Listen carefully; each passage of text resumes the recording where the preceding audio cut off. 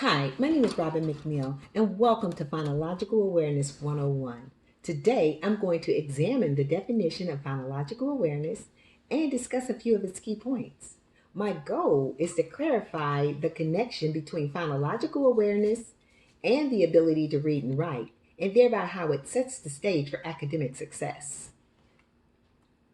Phonological awareness, sometimes referred to as sound awareness, is a broad concept that entails the ability to recognize and understand that words and speech are made up of a variety of sounds. Now, I call this a broad concept because it encompasses so many different subsets or components. And of these subsets, phonemic awareness would probably have to be the most recognized. Phonemic awareness is the ability to hear, identify, and manipulate individual sounds and spoken words right down to its smallest unit. These units are called phonemes, and Wikipedia describes this as units of sound that distinguish one word from another in a particular language, such as d, a, g, and a, g. So, I must admit, when I first ventured into the subject, I had a hard time distinguishing the difference between phonological awareness and phonemic awareness, especially since they both seem to start off with the same sounds and they both involve sounds and the spoken language.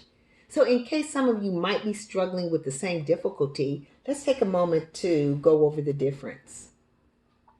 Phonemic awareness is just one piece of the puzzle. The ability to hear, identify, manipulate the individual sounds within a spoken word. Whereas phonological awareness requires that and a whole lot more. It requires the ability to hear, identify, manipulate, segment, blend sounds together, and distinguish the difference between a variety of sounds, such as brown, drown, braid, braids, grade, grays. So, phonological awareness requires so much more. It requires the ability it requires all of the components that phonemic awareness requires, plus other components, such as the ability to blend sounds together to form words, like the sounds at would blend together to make the word mat. And it requires the ability to segment words down to sounds and syllables, such as taking mat and blending it down to at. The ability to identify how many syllables are in a word, such as the word window would have 2 syllables, window. The ability to recognize and use rhyme words such as match, latch, hatch. The ability to identify and manipulate beginning sounds, which are the onsets, or ending sounds, which is the rhyme.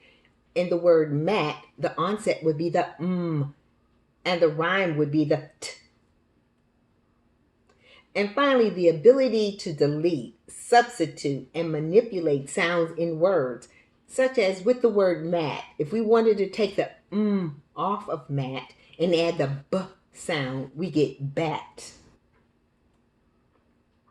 So, phonological awareness is built on the concept that speaking and reading all start with sound, and the ability to hear the spoken word, hear the differences in sound each letter or cluster of letters make, and being able to produce those sounds in your own speech. So let's look at the connection.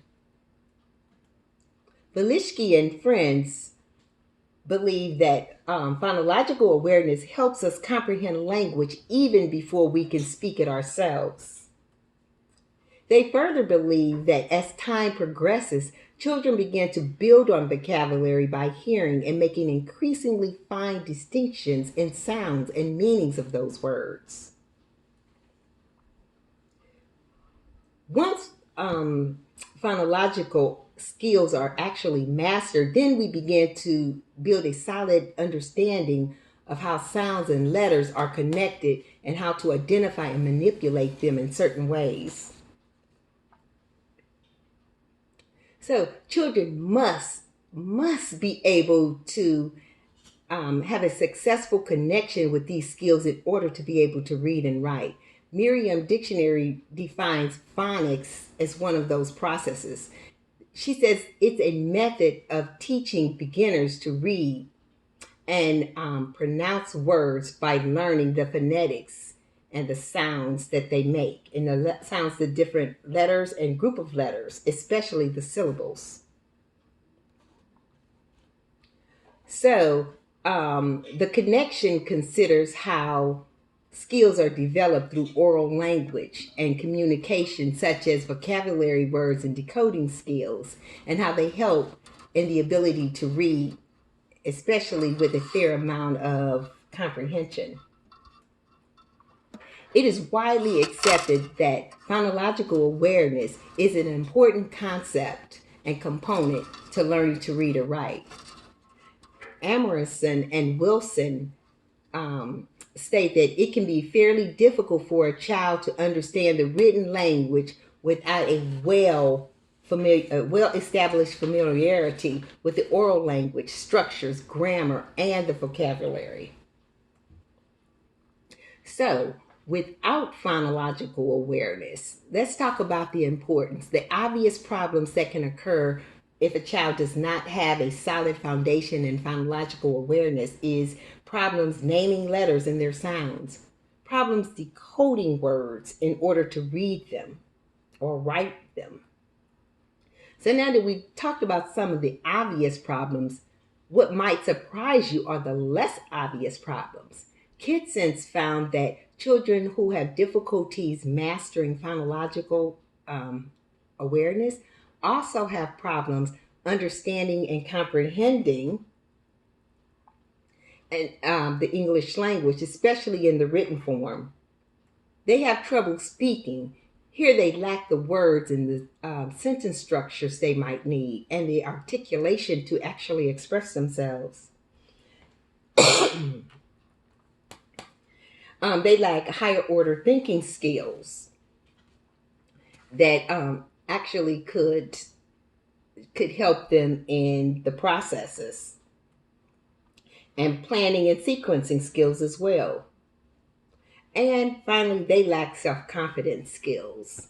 The frustration of not being able to complete all of these items will eventually affect the child's confidence and their ability to perform a task.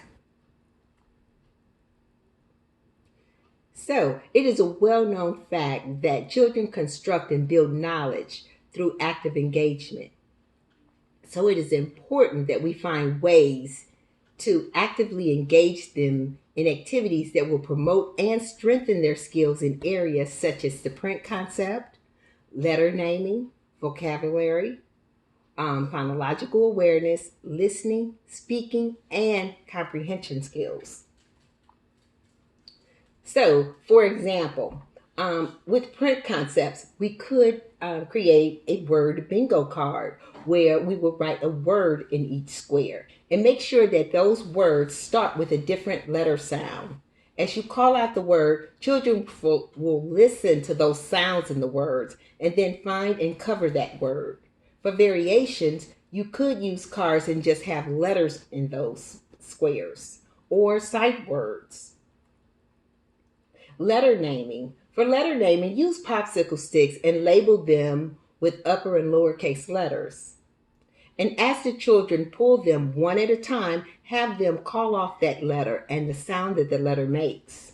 For variations to have it more challenging, you could put sight words on those popsicle sticks and have them call off those sight words or different colors or whatever words that you might choose. For vocabulary, you can use a simple foam die such as this one here and label each side with a sight word. As the child rolls the die, have them call off that sight word. So for a variation, for a more challenging effect, when they call off that sight word, they could connected to a sentence.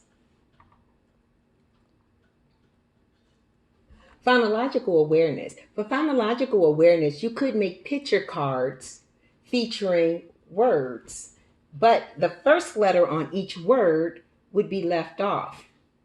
And as the child picks that card, they would say the name of the object, they would say the sound that is missing, and the whole word.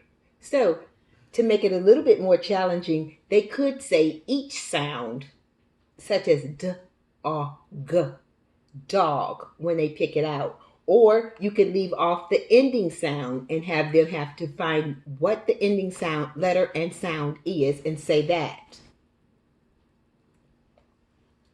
Listening and speaking skills. Before reading a story, have the children pair off into partners and do a think, pair, share to share what they think the story is going to be about, what they predict the story is going to be about based on the title of the story and the cover. Have them repeat this process after you read the story to share their predictions on, or share if they thought their predictions were right or what their favorite part of the story was. Comprehension. After reading a short story, have the children draw pictures to show what their favorite part of the story was, and then share those pictures with the explanation of the drawing. Encourage them to elaborate as they speak about their pictures. Ask open-ended questions to get them thinking more. For advanced levels, you could have the children add sentences to those pictures. Well, this has been Phonological Awareness 101, and I am Robin McNeil. To recap what we've talked about phonological awareness, phonemic awareness, phonemes, phonics, and literacy. Again, this is Robin McNeil, and this has been Phonological Awareness 101. Thank you for your time.